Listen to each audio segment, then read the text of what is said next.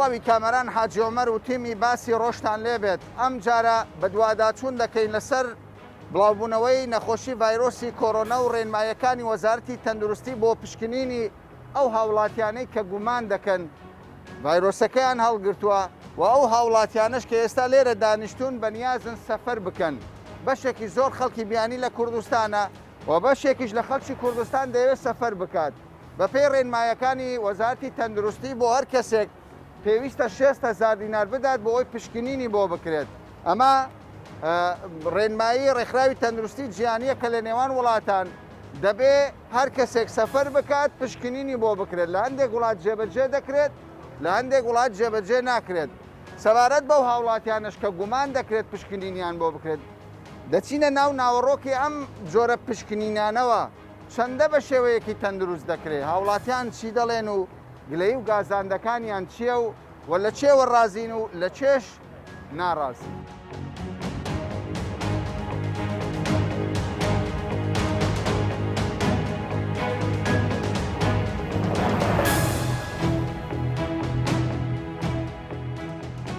کاکە ماندوو نەبن هاتووی پشکنین بکەیت؟ بەڵێ سەفەر دەکەی یانیش؟ بەڵێ سەفری دوبەی دەکەم. چۆن دەبینی پرۆسەکە چۆن دەبینی؟ وەڵا پرۆسەکە بە پرۆسێکی باش نابینم. بەڵێ دێ پاسەکە دەکەی 72 ساعت دەرناچیت. دومی 6,000 دینار لێوە دەگریت لێرە 25,000 تەسریحی سەحیە 25 دلار ئەوە تقریبا 100,000 دینار. باشە تۆ کێشەکەت لە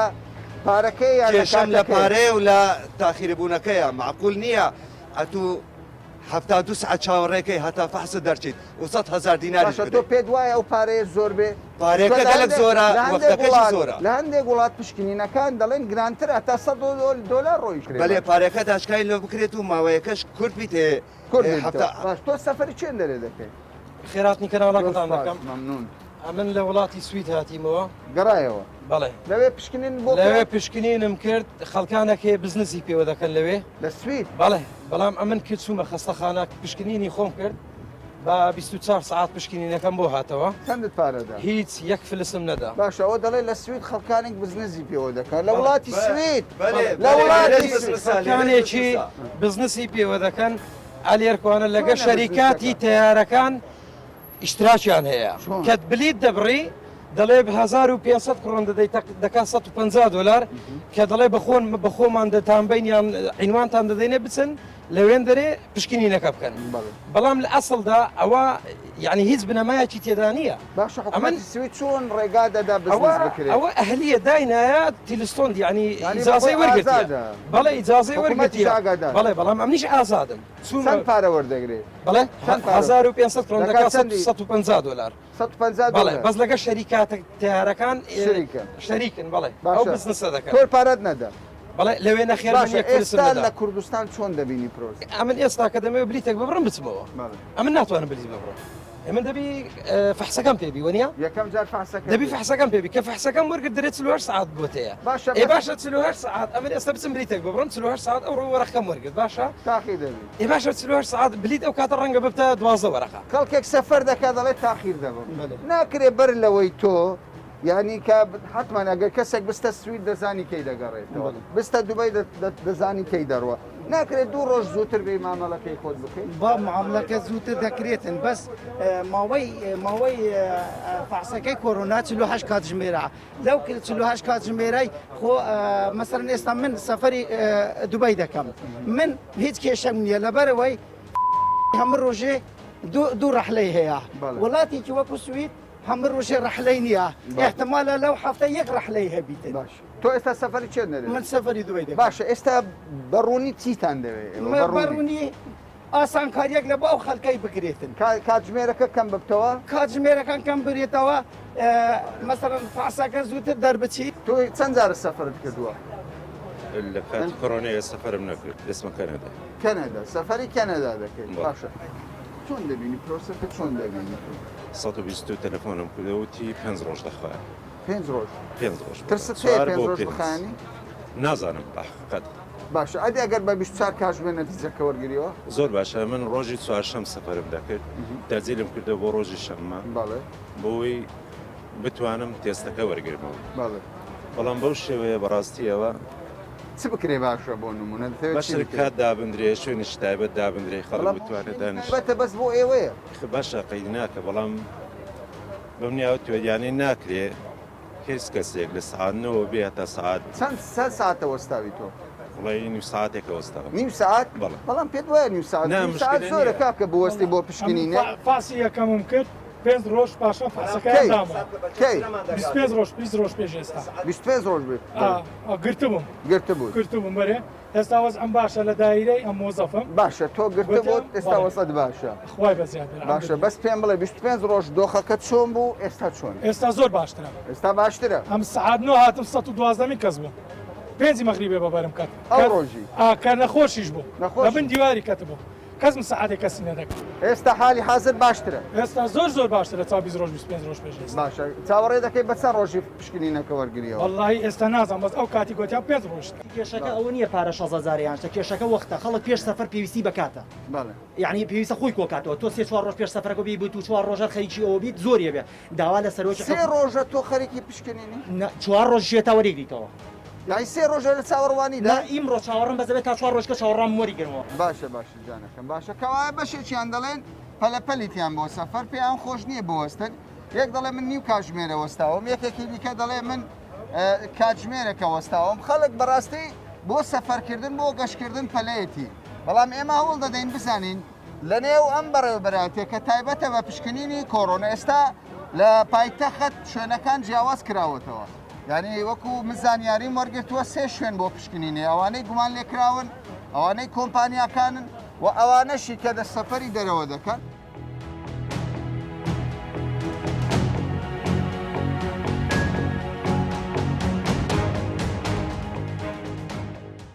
لەم شوێنەدا کە تایبەتە بە پشکنینی ئەوانەی سەفەری دەرەوە دەکەن شوێنی خێزانیش جیا کراوەتەوە ڕۆژانە خەڵکێکی زۆر دێ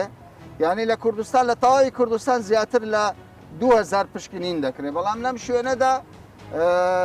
پێشتر ڕۆژانە 400 کەس داهات پشکنینی بۆ دەکرێت بەڵام ئێستا وەکو دەبینین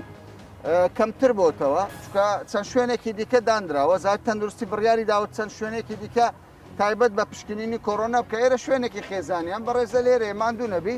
تۆ لەگەڵ خێزانێک هاتووی بەڵێ ئەوانە برازا من دەگەڕێنەوە بەریتانیا پشکنینی دەکەن دەستنەوە بەریتانیا دەگەڕێنەوە پشکین دەکەن بەس بەڕاستی جێگە و ڕێکە جێوەی نییە عنێت و عایلی دانیشێنی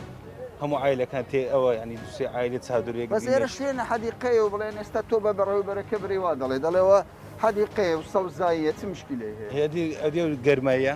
ئەنی زۆر گەرمە شوێنەکە یان شوێنەکە گونجاو زۆر ناوەڵە گونجاویە بۆ پشکنینی منداڵەکان چ دەڵێ زەڕۆرە منداڵ پشکنینی بۆ بکرێ بەخوای ناوەڵە ئەم لێستان پرسیتم لە مەتار دەڕێ لە تەمەنی 11 سار بە خوارە و ناوێ ئەی باشە کەچێرە هاتیمە پرسیتم دەرێ نادەبی بینی هەمیان بینی بکەیت باشە تۆ ئێستا ئەگەر تەمەنی 11 سار شمول بەس دوانێ شمولەکانی داچی و ئەو کچەکەی ئێستا خواست خۆمان بیانی ئەو تەمەنی شمولەکە ئەوی پێویست بکە بە نەک ئەوانی تەمەر خوار ئێستا ئەو گچکانە پێویست چ پێویستیی بە ئەوەی هەیە کڕۆنەی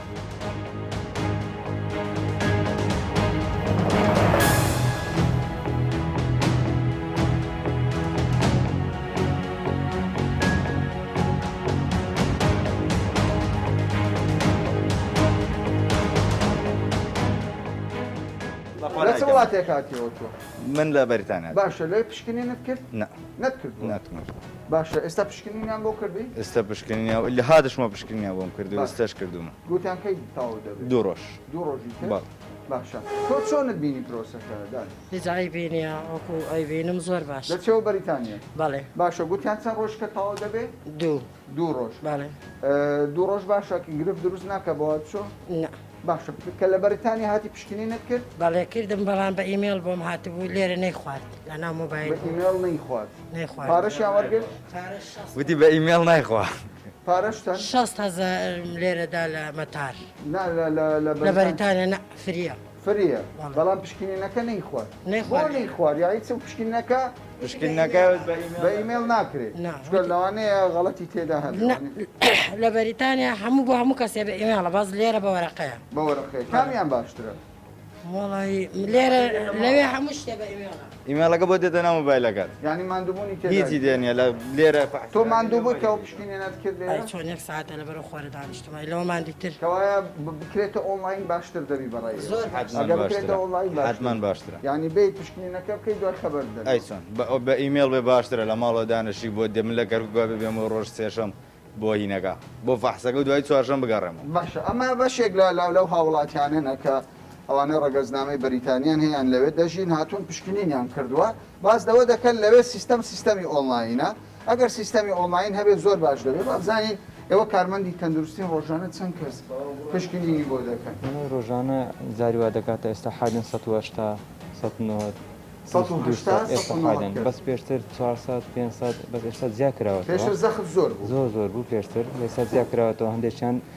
شەریکە بوو دەهاتن هەندێکیان مەسەرەن گومان دەهات ئێستا شەریکە گومان لە ئێمە نەماوە باشتر بووە زۆر باشتر بووە تەساوڵ بووە بەس ئێستا ینی نەخۆشەکان نەفەرەکان کە دێن کەمترن کەمترن باشە ژمارەکە چەندە تا ئێستا چەندتان پشکنین بۆ کردووە سی باشە تۆ پێم بڵێ ئەوەندەی کە پشکنین بۆ دەکەن خەڵکێک هەیە پۆزەتیڤ دەربچێت لە کاتی پشکنینەکان بەخوای لێرە دەرناچی ئەمە بەس سواپی وەردەگرین لە مختەبەری دەزانم نەتیجەکان ئەوەندەی زانیاریتان هەبی ئەو ڕۆژانەکە ئەو هەموو پشکنینی دەکەن ئەوە خەڵکێک دێت هێرە گومان ناکە کۆڕۆنەی هەبێ وانە بەڵام دەرچووە کۆڕۆنەی هەڵگرتوێ و ئاگاداریش نەبوو بێت زۆرە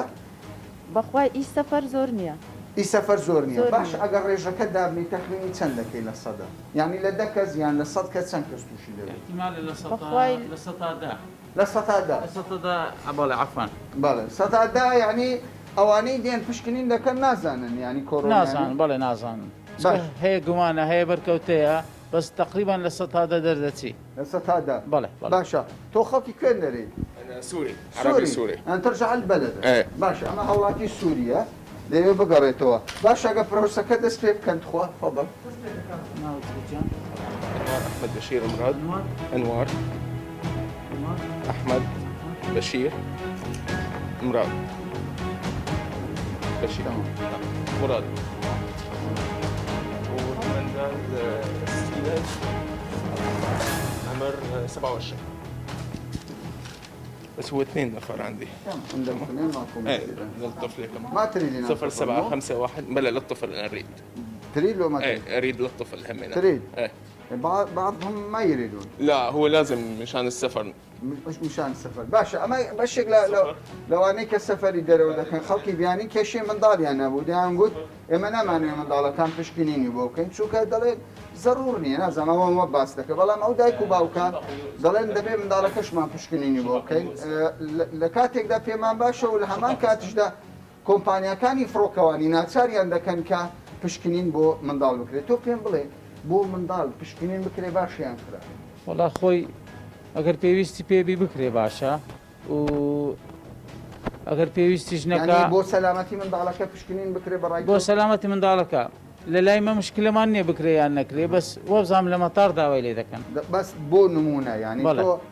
وەکو کە کارمەندێکی تەندروستی کەسێکی کە لێرە کار دەکەی ئەزمونت هەیە لەگەڵ یان ژیاوی بەڵێ باشە پشکنین بکرێ بۆ منداڵیان زەرور نییە وڵی بەنسبەت زەرور زۆر زەرور نییە زۆر زەرور تۆ دەڵێ چی بەخوای زەرورە لەبەر جەماعەتی مەتارەوە زەرورە مەترسی لەوە شێ منداڵش کۆرۆنا هەڵبگرێت دەتوانێت بڵاوی درەم احتیمالە هەیوی پۆزتیڤ بوو لەبەر جەماعەتی مەتارە یعنی ئەگەر لە بۆی بکرێ باشترە ئەم کەلوپەلانەی پێویستە کاک عەبدوڵڵا چی ئەگەر باسی تیوبە سواپە هەر ئەو ئەویت کە لە مختەوە مەرکەزی ئەم جیوبە ئێستا وەرگیراوە ئەوە ئەوە نوێ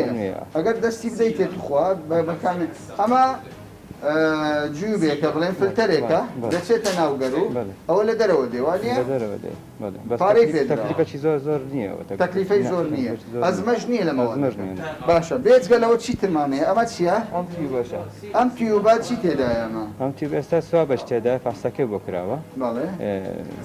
ئەمر دەنێرم بۆ مختەبەر مرکزی هەتا پاسەکە بووەکەن ئەگە ئەو تەکلیفەی زیاد بکەن لە مختەبەر مرکزی مەسەن موادەکەی پاسەکەی پێ دەکەن ئەگە ئەو تەکلیفی زۆر بیت ئەگە ناوانە تەکلیفی زۆر نییە بەس لە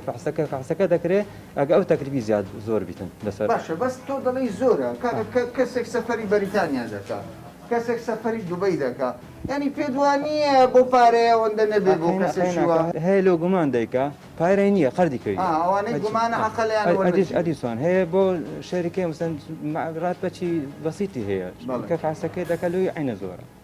ڕاستی یان گومان هەیە نیتی فەقیرە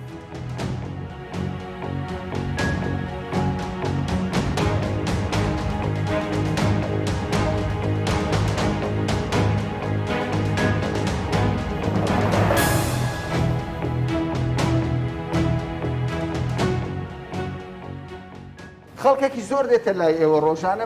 بە جۆرە زمان قسە دەکە کێشە نییە بۆ ئێوە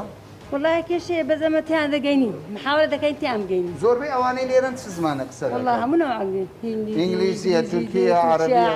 هیندیە هەموو نەوەعگن گرفت نەبووە تا ئێستا والله تیان دەگەینە باشە زۆر باشە یعنی ڕۆژانە چەند کەس دێتە لاتان ئەوانەی کە دێن هەڵگری کۆڕۆنان یان نا کارمەندەکانی ئێوە وەسییان چۆنە بەڵێ بەڕێزم ئەوانەی دێنە لایمە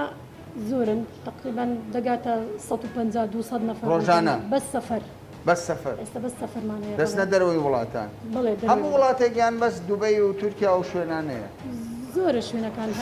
زۆر کەس لە کارمەندانی ئێوە تووشی کۆڕۆنە بووە لە ڕێەوەنەوە بەڵێ برادرانمان توش بوونە چەند کەس بوونە 8 ئافرەتن لەگەڵ کەوای زیاتر لە 8 کەسن زیاترن زیاترن بەس ئافرەت 8 بووە باشە پێم بڵێ دۆخیان چۆنە پەیوەندیان پێوە پەیوانە تەبان هەمڕۆژ لێیان دەپرسین پەیوەندیان پێوە دەکەین دۆخی تەندروستیان چۆنە خەتەر هەیە وڵای خەتەرینە باشە باشن ئێستا وەزیان باشە الحەمدولillah باشترن بەس کاکە ڤاڵمان وەزعی زۆر خراپ ومێد دەکەین باش بی بۆ هەر هەمویان دوعای ساغ و سەلامەتیان بۆ دەخوای بەس تۆ پێم بڵێن یعنی ئەو خەڵکانەی کە تووشی کۆڕۆنە دەبن شوێن دواتر پڕ دەکرێتەوە ئەزمەی کاربەن نییە خەڵکێک دەڵێن ئەزمێ ئێستا حالیان ئەزمەمە کەس پڕی نەکردوتەوە بەڵام دەڵێن تاخیر دەبین بە سەعات لەبەر دەرگا ڕادەوەستین ستافکەم ئێستاکە بووینە هەمووی نەخۆشن ئەمە بەتەنێمە تاویزی وانش دەکەینەوە تاویزی وانش چەند سەعات کار دەکەن ڕۆژانە ئێستا گروپی مەناو کابینە تقریبا لە سعات 8:30 هەتا چواری ئێوارەی ئەمە ئیش دەکەین گروپێک لە ژوورەوە سعات 8:30 دێن هەتا 1:30 باشە چۆن خۆتان دەپارێزن ئێستا دەپارێ بەس مەسلەی دەرونیتان کێشە نییە بچنەوە ماڵەیە لەگەڵ منداڵتان بەی چۆن بەرەوەڵڵا ناتوانین دەستکاری هیچ بکەین هەتا ئەو کاتی دەچینەوە ماڵەوە ژیانتان بەڕاستی لەمە تەسیدایاریوەڵە بەس عین بکەین باشە ئەمە نمونێ ئەو کارمەندانەیە تەنیا لەو بەڕێوەبەراتیە زیاتر لە 8 کەس تووشی کۆڕۆنە بووە هەر هەشتیشیان ئافرەت بوونە بەشێکیشیان پیاو بوونە بازدەوە دەکەن کە دۆخی کاریان لێرە لە مەترسیدا و ترسیش لەسەر ژیانیان هەیە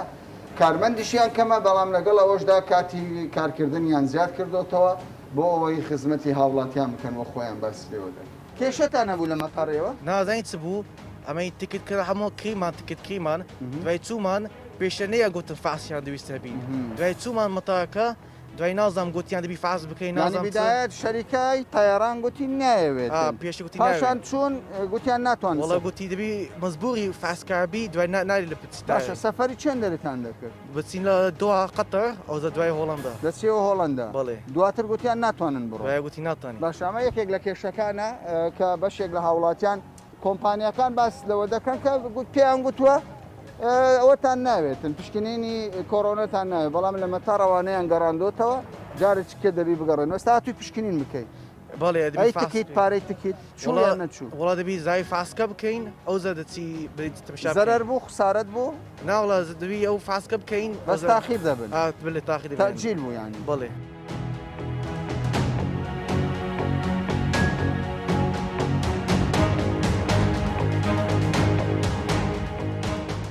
خەڵکێک دەڵێ ینی ئەو پشکنینە 6,000 زۆرە بەو ماوەدە 6,000 ناوێت بەڵێ بەس ئەو زانیاریە کە ئەمە هەیتمان لەو مەوزوعی ئەو پشکنیانەیە کە دەکرێت ئەو موادێک کە پشکنیەکە پێ دەکرێت لە 45 دلار زیاترە لە بازاڕی یعنی ئێستا کە کەسێک بکڕێت 45 دلار زیاتر دەبێت زیاتر دەبێت کەوای بێزگە لەوەی کەسێک پشکنینی بۆ دەکا هەرتەنیا ماوەدەکە 45 دلار تەکلیف دەکات لە بازار ئەو زانیاریە کە ئەمە هەیتمان باشە بەڵام ینی دەڵێن لە هەندێک شوێن بەلاشەوە هەندێک شوێن لە هیچ جەیەکی بە بەلاش ناویتن لە وڵاتان بە بەلاش لە وڵاتان هەموو بە پارەیە تقریبا بە پارەیە لە تورکیای بە پارەیە لە ئەمریکای بە پارەیە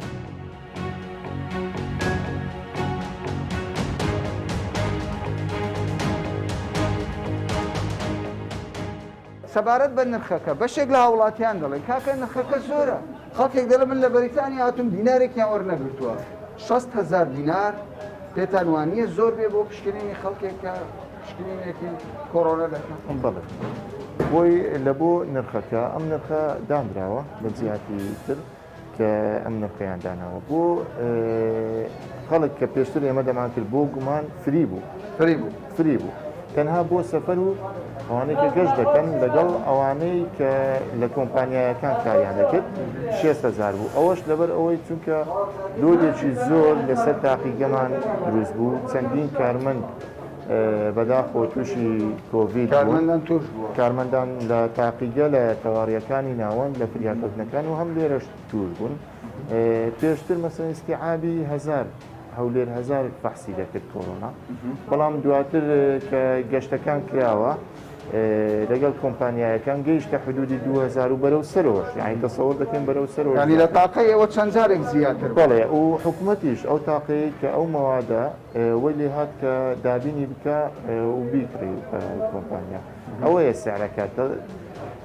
تحدید نازانم یعنی تەکلیفەی چەندەکە بەڵام لەوانەیە ڕەنگە 6,000 لەوانەیە 100,000 تەکلیف ینی زیاتر بێ لەسەر لەوانەیە چونکە لە تورکیا جیرانمانە بەحسی کۆڕۆنا سەروی $100 لە تورکیا بە $100 باشە بەڵام لێرە شتێک هەیە یعنی گریمان کەسێک سەفەری دەرەوە دەکا وەکو خۆت دەڵێ و خەڵکێکیش باسیەوە دەکا سەفەرێک دەکا پارەیەک سەرف دەکا 6,000 بۆ ئەو زۆر نەبێ بەڵام بۆ نایکەنە ئۆنلاین بۆ نمونە خانمێکی لەم شێوەیەدا دەنیشێ لە دەرەوە دەڵێ پشکنینەکە دەکەم بەڵام گرینگە بۆ وەڵامەکە بە ئۆنلاین وەڵام بدرێتەوە بۆ نایکەنە ئۆنلاین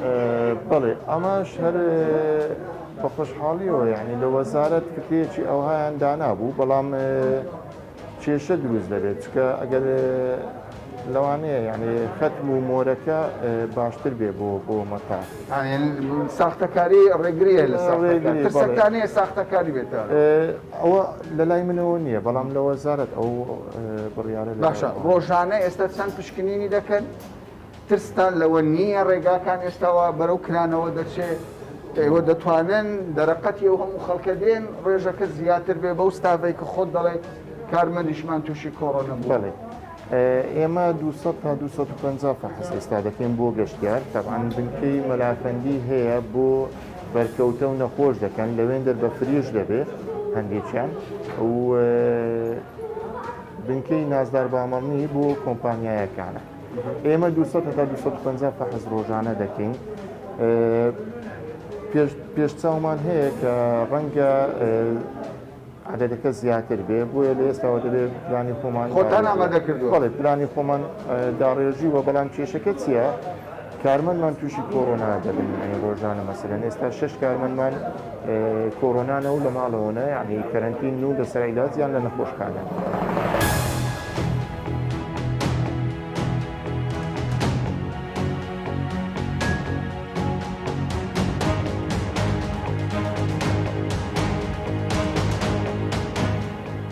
لەم بەدواداچوونەدا گلەی و گازاندەی بەشێک لە هاوڵاتیانمان خستە ڕوو کە باسییان لەوە دەکرد